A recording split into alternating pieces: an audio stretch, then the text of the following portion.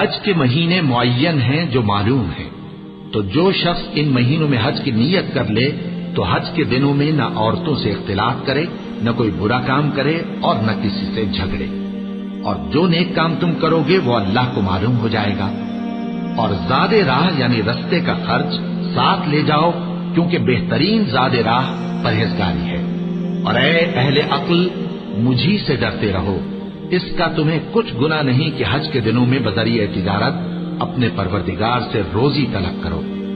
اور جب عرفات سے واپس ہونے لگو تو مشعر حرام یعنی مزدلفہ میں اللہ کا ذکر کرو، اور اس طرح ذکر کرو جس طرح اس نے تم کو سکھایا، اور اس سے پیشتر تم لوگ ان طریقوں سے محض ناواقف تھے۔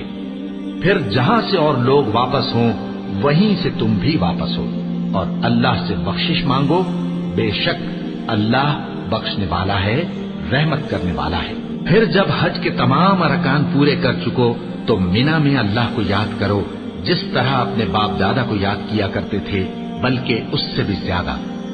اور بعض لوگ ایسے ہیں جو اللہ سے التجا کرتے ہیں کہ اے پروردگار، ہم کو جو دینا ہے دنیا ہی میں دے دے، اور ایسے لوگوں کا آخرت میں کچھ حصہ نہیں۔ اور بعض ایسے ہیں کہ دعا کرتے ہیں کہ پروردگار ہم کو دنیا میں بھی نعمت عطا فرما اور آخرت میں بھی نعمت بخشیو اور دوزخ کے عذاب سے محفوظ رکھیو۔